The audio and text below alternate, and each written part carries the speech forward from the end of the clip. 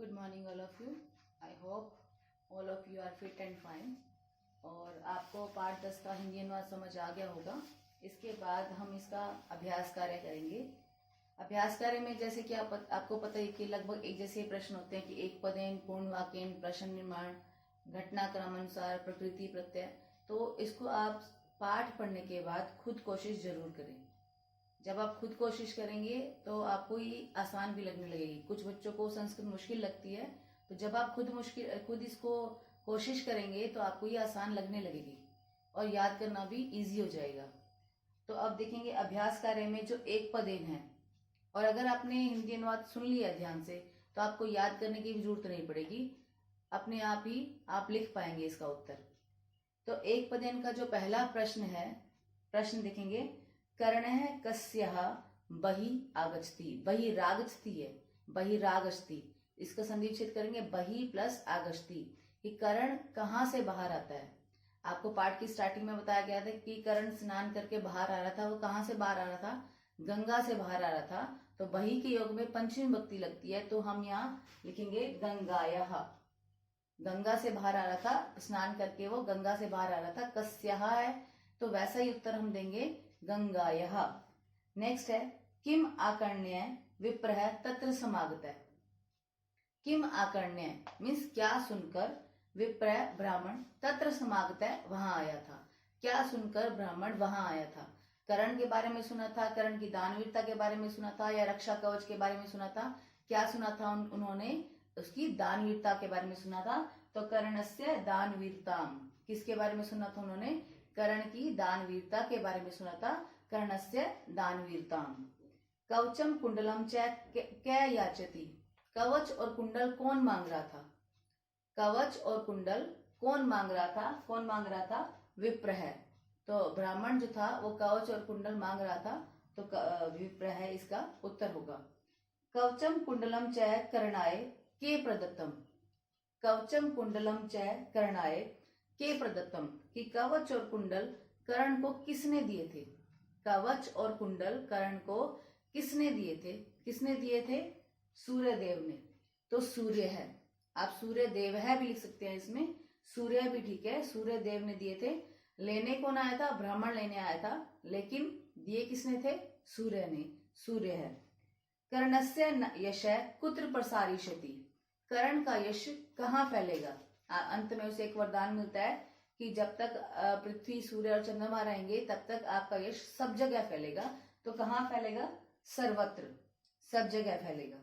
तो ये आपके एक पदेन उत्तरत हैं। अगला प्रश्न है आपका पूर्ण वाक्यन। कर्ण आगतम विप्रम किम पृष्टि। कर्ण आगतम विप्रम किम पृष्टि। कि कर्ण आए हुए ब्राह्मण से क्या पूछता है? कर्ण आए हुए ब्राह्मण से क्या पूछता है? कि क्या पूछता है कि प्रातः काल यहाँ कैसे आना हुआ? क्योंकि वो गंगा से बाहर आ रहा था, ब्राह्मण आ रहे थे, तो उन्होंने पूछा कि प्रातः काल यहाँ आना कैसे हुआ, कुछ विशेष है? तो हम क्या लिखेंगे? प्रातः काले, प्रातः काल यहाँ, अत्र कैसे, कथम आना हुआ, समागत है। प्रातः काले अत्र कथम समागत है। इसको साथ साथ अपने माइंड में भी बिठाएं। प्रातः काले अत्र कथम समागत है। दूसरा प्रश्न है, कर्णस्य क्या निश्चय। कि कर्ण ने क्या निश्चित किया था, या कर्ण का निश्चय क्या था? क्या था कर्ण का निश्चय? कि यत तस्य जीवनम, उसका जीवन। कर्ण ने क्या निश्चय किया था? उसका जीवन, कि मेरा जीवन, उसका जीवन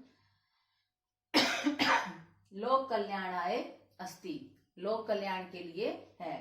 कर्ण ने क्या निश्चित किया था? कि उसका जीवन जो है लोक कल्याण के लिए है, संसार के कल्याण के लिए है। कि तस्य जीवनम लोक कल्याणाय अस्ति, लोक कल्याण के लिए है, ये उसका निश्चित था। अगला प्रश्न है, विप्रम कर्णात् किम इष्टि। विप्रम ब्राह्मण, कर्णात् कर्ण से, किम इष्टि क्या चाहता है? ब्राह्मण कर्ण से क्या चाहता था? क्या चाहता था वो? रक्षा कवचम कुंडलम च। तो किम की जगह हम ये उत्तर देंगे। सिर्फ किम की जगह आपको ये लिखना है, बाकी सारा आपने अपने प्रश्न में से देखना है, क्योंकि पूर्ण वाक्यन है, पूरा वाक्य लिखना है। तो विप्र कर्णात् रक्षा कवचम कुंडलम च याचति, इच्छति। अगला प्रश्न है, कार्पण्य अनिश्चित मते कै। कार्पण्य, ये हमने श्लोक पढ़ा था पाठ के बीच में। कार्पण्य कंजूस या कायर, अनिश्चित मते अनिश्चित बुद्धि वाला कौन होगा। कंजूस और अनिश्चित बुद्धि वाला कौन होगा, आपको स्टार्टिंग में बताया था कि दूंगा ऐसी प्रतिज्ञा करके जो अपने मन को बदल लेते हैं। दूंगा ऐसी प्रतिज्ञा करके जो अपने मन को बदल लेते हैं, वो कंजूस और अनिश्चित बुद्धि वाले होते हैं। तो हम क्या लिखेंगे कि यह जो दास्यामी इति प्रतिज्ञाए, जो दूंगा ऐसी प्रतिज्ञा करके अन्यथ मनः कुरुते, दूसरा मन कर लेते हैं, मन को परिवर्तित कर लेते हैं। यह दास्यामी इति प्रतिज्ञाए अन्यथ मनः कुरुते, कि जो दूंगा ऐसी प्रतिज्ञा करके अपना मन बदल लेते हैं, वो कंजूस और अनिश्चित बुद्धि वाले होते हैं। तो यो मीन्स जो के लिए हम करेंगे यह दास्यामी इति प्रतिज्ञाए अन्यथ मनः कुरुते। अगला है अन्ते विप्रय किम कथयति, अंत में ब्राह्मण क्या कहता है। उसको जब रक्षा कवच और कुंडल मिल जाते हैं, उसकी दानवीरता से वो प्रसन्न हो जाता है, तो अंत में ब्राह्मण क्या कहता है, उसको वरदान देता है कि जब तक सूर्य चंद्रमा रहेंगे तब तक तुम्हारा यश जो है वो फैलता रहेगा। तो जब तक यावत यह पृथ्वी एषा वसुधा एषा सूर्य एषा चंद्र च भविष्यन्ति, जब तक यह पृथ्वी सूर्य चंद्रमा रहेंगे, तावत, यावत आगे तो तावत आएगा, तावत भवतः यश, आपका यश सर्वत्र प्रसारिष्यति, सब जगह फैलेगा। जब तक यह पृथ्वी सूर्य चंद्रमा रहेंगे तब तक आपका यश सब जगह फैलेगा, ये उसने अंत में कहा था। अब अगला हम देखेंगे, अगला प्रश्न है हमारा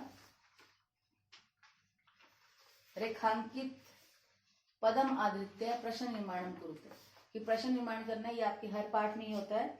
तो देखेंगे भवतः दान वीरताम अकर्ण्य अत्र समागतः, दान वीरताम, अभी हमने एक दिन का पहला प्रश्न किया था कि क्या सुनकर दानवीरता के बारे में सुना था। तो दानवीरताम, वैसे तो ये स्त्रीलिंग है, द्वितीय विभक्ति है और एकवचन है, परंतु हम इसका हिंदी अनुवाद करेंगे आपकी दानवीरता के बारे में सुनकर यहाँ आया हूँ। मतलब क्या सुनकर, दानवीरता की जगह पर हम प्रश्न बनाएंगे क्या सुनकर, क्या के लिए हम लगाएंगे यहाँ पे किम, दानवीरता सुनकर तो क्या सुनकर तो किम।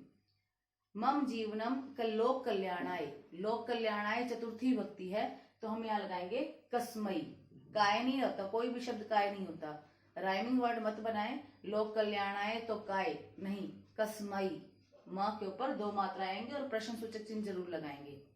युद्धे मम मृत्यु निश्चित, युद्ध में मेरी मृत्यु निश्चित है, मेरी मतलब किसकी, किसकी, काके की षष्ठी भक्ति में आता है और मम भी आपका षष्ठी भक्ति में आता है, तो हम यहाँ लगा देंगे कस्य। अगला है अहम भवते कवचम कुंडलम च प्रयच्छामि, भवते, अब आप कहोगे हमें भगवान का शब्द रूप नहीं आता, लेकिन यच धातु जब देना जब शब्द आता है, देने के लिए हमेशा ही चतुर्थी भक्ति लगती है। प्रयच्छामि दूंगा, दूंगा में चतुर्थी भक्ति ही लगाएंगे और वो उसकी चतुर्थी भक्ति क्या होगी, कस्मई। और ये भवते जो है पुल्लिंग है, चतुर्थी और एकवचन है, तो हम यहाँ लगा देंगे उत्तर कस्मई। अगला है विप्रह ततः प्रस्थानम करोति, विप्रह ततः मीन वहां से। एक क्वेश्चन होता है कि विप्र वहां प्रस्थान करता है, तत्र, विप्र वहां प्रस्थान करता है, वहां मीन्स कहाँ, कहाँ के लिए हम कुत्र लगा देंगे, लेकिन यहाँ वहां से प्रस्थान करता है, वहां से का प्रश्न बनाएंगे कहाँ से, तो कहाँ से के लिए आएगा कुतः, कुत्र नहीं आएगा, कुतः, तत्र होता तो कुत्र आता, अब यहाँ है ततः, तो हम यहाँ लगाएंगे कुतः, तो कुतः और प्रश्न सूचक। अगला है नंबर 5 पे अधोलिखिता नाम अव्यय नाम आधारेण वाक्य निर्माण कुरुत, वाक्य निर्माण करना है। अधुना, अधुना, अधुना का मतलब होता है अब, स अधुना पढ़ती, वह अब पढ़ रहा है। सर्वत्र, सर्वत्र मीन्स सब जगह, अधुना का आप कोई और भी वाक्य बना सकते हैं कि वह अब खेलता है, वह पढ़ता है, वह अब सोता है, इस तरह से स अधुना पढ़ती, स अधुना खेलती, स अधुना स्वपीति इत्यादि। तो सर्वत्र मीन्स सब जगह। रात्रौ सर्वत्र अंधकार भवति, रात में सब जगह अंधकार होता है। अत्र, सह अत्र पढ़ती, अत्र मीन यहाँ, वह यहाँ पढ़ता है, यहाँ भी आप कोई भी वाक्य बना सकते हैं, वह यहाँ खेलता है, पढ़ता है, जाता है, उठता है इत्यादि। त्रही, तो, इस तो का अर्थ होता है शर्त के लिए, कि यदि मैं कार्य करता हूं तो आप भी कार्य करो, शर्त रखी गई है। तो यदि अहम कार्यम करोमि तर्हि त्वमपि कार्यम कुरु, यदि अहम कार्यम करोमि त्रही त्वमपि कार्यम कुरु। यावत, यावत और तावत आपको बताया था मैंने, कनेक्टर की तरह यूज होते हैं। यावत का मतलब है जब तक, तो तब तक भी आएगा। जब तक मैं कार्य करता हूँ तब तक आप भी कार्य करो। तो यावत अहम कार्यम करोमि तावत त्वमपि कार्यम कुरु। ये आपका सेम यहाँ ऐसा बना सकते हैं आप, यावत अहम कार्यम करोमि तावत त्वमपि कार्यम कुरु। अगला जो है आपका प्रकृति प्रत्यय। प्रकृति प्रत्यय आपने अलग करने हैं इसमें, यानी कि धातु और प्रत्यय अलग करने हैं। तो पहला है आपका अकर्ण्य। अकर्ण्य में आप देखेंगे तो आ प्लस करण, तो इसका आपकी आसानी के लिए इसको मैंने करण करवा दिया। आ प्लस करण प्लस लेप, य जब लग जाता है तो लेप प्रत्यय होता है। विचिन्त्य, वी प्लस चिंत प्लस लेप, वी प्लस चिंत प्लस लेप। स्नात्वा, स्ना प्लस कत्वा। गतः, आपको पाठ के दौरान भी बताया था, गतः या गतम इस तरह से जब कोई शब्द आता है तो कत प्रत्यय लग जाता है, तो गम प्लस कत, इसको ध्यान से देख लेंगे, गम प्लस कत ये आपका प्रत्यय हो जाएगा। उसके बाद जो आपका ये घटनाक्रम अनुसार है, इसकी फोटो जो है वो आपको मैं भेज दूंगी, आप फोटो देखकर इसकी घटनाक्रम अनुसार को ध्यान से देखकर लिखेंगे, ठीक है। तो अभी आप इस अभ्यास को ध्यान से सुने, समझें और इसको अपने माइंड में रखें। जब आपका टेस्ट होगा तब आप अच्छे मार्क्स ले पाएंगे। धन्यवाद।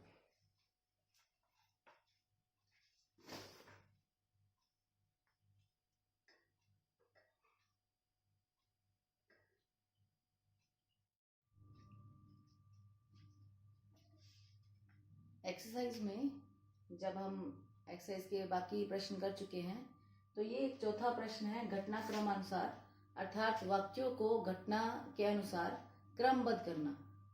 इन वाक्यों को घटना के अनुसार क्रमबद्ध करना, सीरियल वाइज लगाना। आपने पाठ 10 पढ़ लिया है। पाठ 10 पढ़ने के बाद जो वाक्य पहले आया है, मतलब जो बात पहले कही है उसको हमने पहले लगाना है और उसके बाद दूसरे वाक्य आएंगे। सबसे पहले आप क्या करेंगे, इन सभी वाक्यों का हिंदी अनुवाद करेंगे। हिंदी अनुवाद करने के बाद ही आपको कहानी जो है आप उसको सीरियल वाइज लगा सकते हैं। जैसा कि आपका पहला वाक्य है, भगवान मता किम इच्छति तद उच्यताम। आप मुझसे क्या चाहते हैं वो बताएं। अहम रक्षा कवचम कुंडलम च इच्छामि। मैं रक्षा कवच और कुंडल चाहता हूं। अधुना यावत कोअपि इतः रक्तहस्तः न गतः। अब तक कोई भी यहां से खाली हाथ नहीं गया है। अहम भवते कवच कुंडलम च इच्छामि। मैं आपका कवच कुंडल चाहता हूं।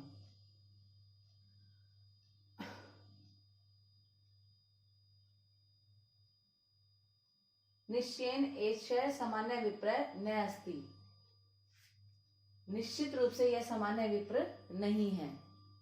अहम भवतः दानवीरताम अकर्ण्य अत्र समागतः। मैं आपकी दानवीरता के बारे में सुनकर यहाँ आया हूँ। यहाँ पे प्रयच्छा भी होगा। तो सबसे पहला वाक्य क्या होना चाहिए कि क्या ये होना चाहिए कि आप मुझसे क्या चाहते हैं, या ये कि अहम भवतः दानवीरताम अकर्ण्य अत्र समागतः। तो मैं आपकी दानवीरता के बारे में सुनकर यहाँ आया हूँ। जब वो कर्ण जो था वो स्नान करके आ रहा था, तो उसको एक मुनि, एक ब्राह्मण वहां मिलते हैं, तो वो पूछते कि क्या कारण है, मतलब किस कारण से यहाँ आए हो। तो उसने बोला था कि मैं आपकी दानवीरता के बारे में सुनकर यहाँ आया हूँ। उसके बाद क्या हुआ था कि आप मुझसे क्या चाहते हो वो बताओ। उसने उसकी इच्छा पूछी थी, तो ये आपका नंबर 2 पे आएगा वाक्य, आप मुझसे क्या चाहते हो वो बताओ।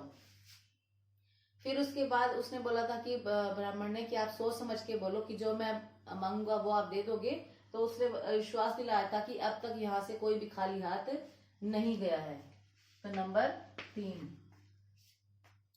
नंबर नेक्स्ट है जो हमारा, वो क्या मांगता था उससे, कवच और कुंडल। तो मैं आपका कवच और कुंडल चाहता हूं। उसके बाद क्या था हमारा कि जब उसने कवच और कुंडल मांग लिए थे, तब उसने सोचा था कि ये निश्चित रूप से सामान्य ब्राह्मण नहीं है। तो ये आपका आ जाएगा नंबर 5 पे, ठीक है। नेक्स्ट पे जो लास्ट होगा कि अहम रक्षा कवचम कुंडलम च प्रयच्छामि। मैं आपको रक्षा कवच और कुंडल दे देता हूं। तो ये आपका आ जाएगा नंबर लास्ट पे, नंबर 6 पे। ठीक है, आप अपने वाक्य भी देख लें। आपकी बुक में हो सकता है कि वाक्य आगे पीछे हो, तो आप उसके अनुसार ही अपने वाक्य लिखेंगे। जैसे कि आपकी बुक में दिया हुआ है, इसमें जो मेरी बुक के अनुसार है वो उसमें नंबर ख पे इच्छामी दिया हुआ है, जो कि सही था। यहाँ पे इच्छामी, और नेक्स्ट पे जो चौथे नंबर पे है यहाँ प्रइच्छामी, प्रयच्छामी है। तो इस तरह से ये चेंज हो जाएगा। इसमें यहाँ नंबर 4 आ जाएगा और यहाँ पर नंबर 6 आ जाएगा, जो आपकी बुक के अनुसार होगा। क्योंकि पहले तो वो कहता है कि मैं चाहूंगा, तो नंबर 4 पे, और लास्ट में आएगा मैं दे देता हूँ आपको, नंबर 6 पे। वाक्य चेंज होने के कारण इनकी सीक्वेंस भी चेंज हो जाएगी। तो जब आपके यहाँ पे बुक में स्पेस भी दिया गया होगा, स्पेस में इसको लिखकर ही आप मुझे एक्सरसाइज भेजेंगे। जैसे नंबर 1 पे क्या था हमारा, ये था कि अहम भवतः दानवीरताम। तो आप ये वाक्य लिखेंगे सुंदर सुंदर यहाँ से देखकर, अहम भवतः दानवीरताम आकर्ण्य अत्र समागतः। नंबर 2 पे ये वाक्य था, भवान मता की मिचती तदुच्यताम। नंबर 3 पे ये वाक्य था, अधुना यावत कोऽपि इतः रिक्त हस्तः न गतः। नंबर 4 पे, अहम रक्षा कवचम कुंडलम च इच्छामि। नंबर 5 पे, निश्चयेन एषः सामान्य विप्रः न अस्ति। और नंबर लास्ट पे था हमारा, अहम भवतः कवचम कुंडलम च प्रयच्छामि। तो आप अपनी बुक के अनुसार वाक्यों को क्रमबद्ध करेंगे और उसके बाद इसको अच्छे ढंग से सुंदर राइटिंग में लिखकर मुझे भेजेंगे। सारी एक्सरसाइज हो चुकी थी, परंतु ये प्रश्न मैंने आपको लास्ट में करवाया है। ठीक है, तो आप इसको भी ध्यान से करेंगे। धन्यवाद।